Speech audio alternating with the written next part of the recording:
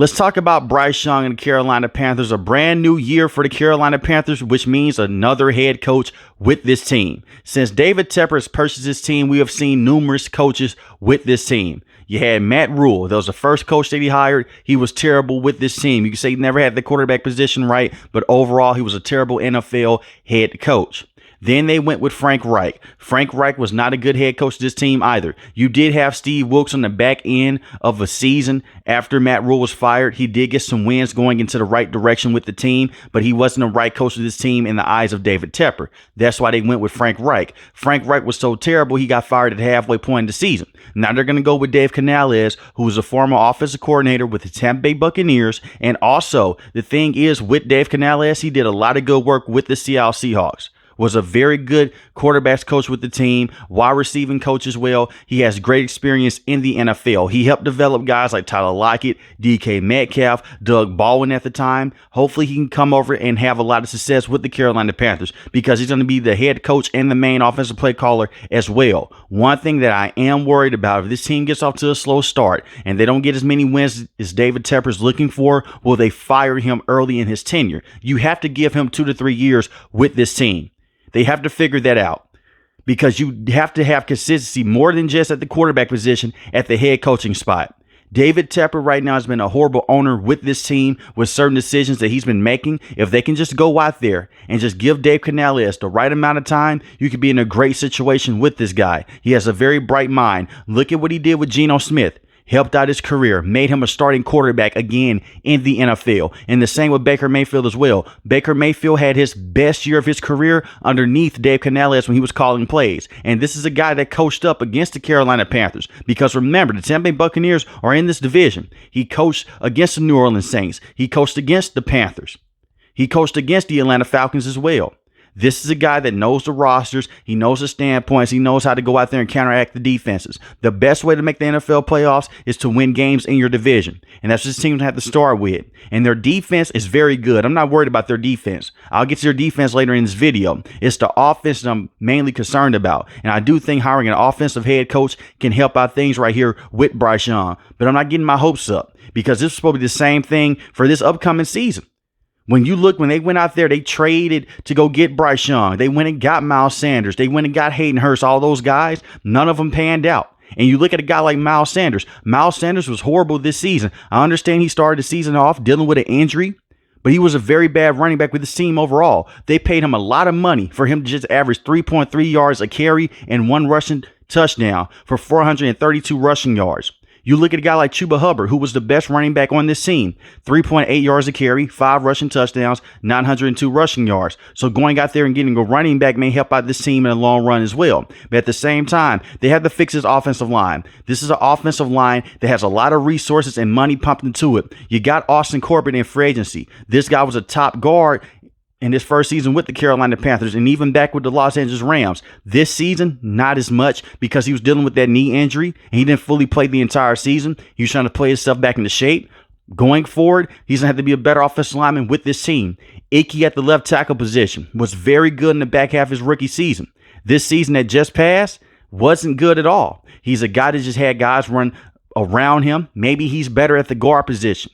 All reports are saying that he still wants to play at the tackle position. In order for him to play at the tackle position, either he's going to have to get in better playing shape, but he definitely has to get faster on that edge. You're going against some very athletic defensive linemen and very athletic linebackers that are coming off the edge. If you cannot protect Bryce Young's blind spot, you don't need to be on the field at all.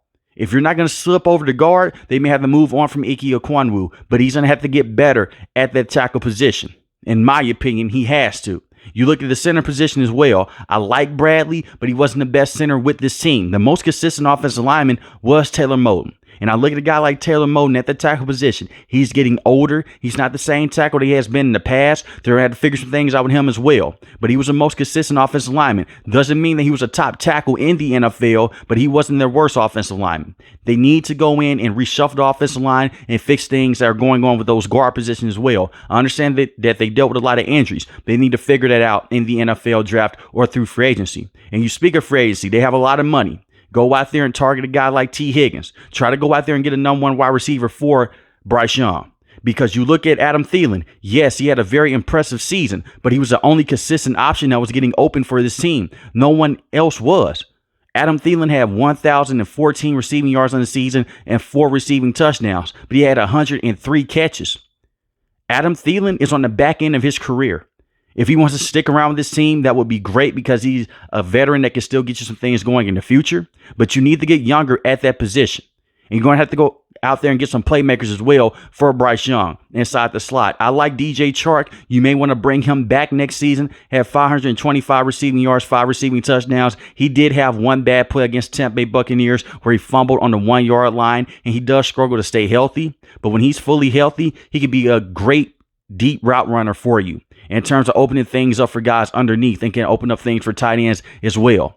So they need to figure out the weapon standpoint with this offense. You have a guy like Jonathan Mingo, who is very young, had a tough rookie season as well. It wasn't all on him. I expect for him to take a jump in his sophomore season as well. But you have to go out there and target some wide receivers for this team and for Bryce Young. You do not want Bryce Young to be in a Mac Jones situation with the Patriots to where you just put him out there and say, hey, make the best of what you have. You have to go out there and get some playmakers. And with you not having a first-round pick this year, that definitely hurts this team. And speaking of not having a first-round pick this year, they could have had 2 first-round picks if they would have traded Brian Burns to the Los Angeles Rams a couple of years ago.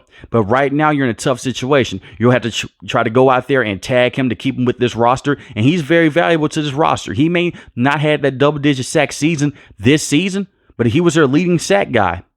On the season, he looked very good. He had 8 sacks on the season and 1 forced fumble. They have to keep him around because he's your most consistent pass rusher. Yes, you have Derek Brown, but Derek Brown is a defensive tackle with this team. He is known for stopping the run and for pushing the pocket. When you need a guy to bring down the quarterback, you're going to call on Frankie Louvu, but you're going to call on Brian Burns first, who is a very good pass rusher with this team. You need to give him that long-term extension that he's sticking for because this is a guy that held out of training camp, and he also was going to hold out some games in the regular season as well because he wanted to get a pay bump with this team. And in my opinion, he deserves to get that pay raise with this team as well. I look at Frankie Louvu, very good playmaking linebacker with this team. You can say he was the most consistent defensive player on the team. 5.5 sacks, 66 solo tackles on the season, and 2 forced fumbles. And I look at their secondary. It's very good. I like Dante Jackson. He's a very good corner if he can stay fully healthy. The same with J.C. Horn as well. You have good safeties in Von Bell and Xavier Woods. Then you have Jeremy Chinn. Now, Jeremy Chinn does not get the same snap count that he was getting a couple years ago, and he's scheduled to be a free agent. Do you want to bring him back? He's very good depth with this team. He's a very good playmaker. I think that you bring him back as well. You have a good rotation at that safety spot. I like the defense of the Carolina Panthers. They're 3rd in total defense, 2nd in passing defense, 24th in rushing defense. But the only reason the rushing defense was that bad, teams just go out there and run the football in them when they were up by a substantial amount. And the defense was on the field majority of the game because of picks, because of certain interceptions by the offense or fumbles, or they're just going 3 and out over and over again. Then they put the defense in tough situations. The special teams was also very good for the team at certain points and times as well. It was just the offense that could not score enough points to get them over the hump. And it does start with Bryce Young. Like I mentioned before, the 2nd most sacked quarterback in the NFL, only 11 passing touchdowns to 10 interceptions. That is horrible. And it's not all on Bryce Young, but he does have to play better moving forward with this team. He had a lot of bad moments this season. He has some good moments as well. I think Bryce Young can be a franchise quarterback with this team, but you have to let him grow and fully develop. And I want Carolina Panthers fans to realize this as well. This is a guy that had such a bad rookie season. You can basically look at this as a Trevor Lawrence situation. Trevor Lawrence's rookie season was abysmal underneath Urban Meyer, but they gave him more time. Give Bryce Young more time, follow that Jacksonville Jaguars blueprint a little bit, put some weapons around this kid, and hopefully you have the right coach. But it starts with the upper management. David Tepper has to step away from certain football decisions. You have the right coach right now, in my opinion. You have your general manager. Let football guys take care of football decisions, and you can take care of the financials. He has to get his nose out of everything with this team because in the past, he will have the weekly meetings with guys like Steve Wilkes, with guys like Frank Reich. And you look at Dave Canales, he's still going to go and report to David Tepper, but not to the same degree that the other coaches were, hopefully, in my opinion. Because if it is, you're dealing with a whole bunch of things right now. Plus, you're going to have to deal with the owner as well. That's not a recipe for success with an organization. And that's the way that David Tepper has run this team in the past. And he's frustrated. You saw him throw the drink on the Jacksonville Jaguars fan because he was frustrated with the team. He looked at Bryce Young as a guy that said, hey, if he can make all these amazing plays at Alabama, he can do the same thing in the NFL with little to no help. That's not the case. Go get this kid some true help. If you go out there, you fix the offensive line and the wide receivers are getting open and Bryce Young's just missing wide open passes, then you have a bigger concern on your hands. But until then, you cannot get a clear-cut read of Bryce Young.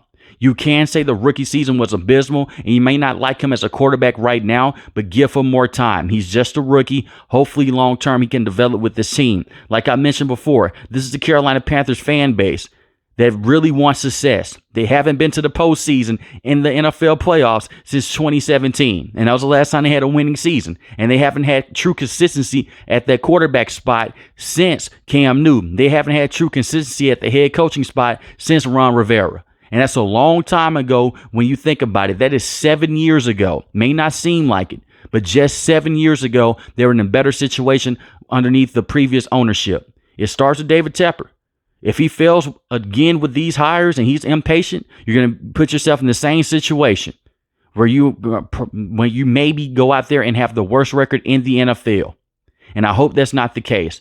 They have good playmakers on the defensive side of the ball. They just need to go out there and work on the offense. And there's no way that I'm saying this team's going to be a major contender in their division because they're still a ways away. You have a quarterback that needs to develop. You have a brand new head coach yet again. You continue to put yourself behind the 8 ball. That's why I say it's very essential to go out there and give guys time and hire the right guy. You could have gave Frank Reich more time, but the offense was so bad, it looked even worse underneath Matt Rule. You had Joe Brady on the coaching staff. He got the short end of the stick because basically he was Matt Rule's scapegoat. He was a horrible, horrible head coach of this team, so basically had to wipe out everyone. But let me know in the comment section below, how do you guys feel about the Carolina Panthers? And in my opinion, this is the most important offseason in the last couple years for this team and for Bryce Young, for him to develop to the next level and for them to go out there and get those true weapons. Now, I understand how free agency works. Not every single free agent, a guy like a T. Higgins, a guy like a Calvin Ridley, just because they're a free agent means that they're going to want to come to the Carolina Panthers, because a lot of bad things have been going on with this organization as of late. You also have a wide receiver in Marshall Jr. from LSU. That's a Joe Brady guy. I don't expect for him to be with this roster next season either. He may be with the Buffalo Bills because now he's the main play caller on the offensive end with that team. And then you have a guy like Hayden Hurst. He suffered a nasty concussion. Will they move off of him? Will he retire? If he retires, it'll save the team a lot of money in the cap space as well. But bad financial decisions like that continue to put this team behind the ball as well. But Miles Sanders, he's got to go. But let me know in the comment section below, how do you guys feel about the Carolina Panthers and Bryce Young? And is he the true franchise quarterback for this team? If you're new to the channel, hit the subscribe button. If you like the video, hit the like button. Most importantly, want each and every last one, guys, stay safe, stay positive. Thanks for watching the video, guys. Peace.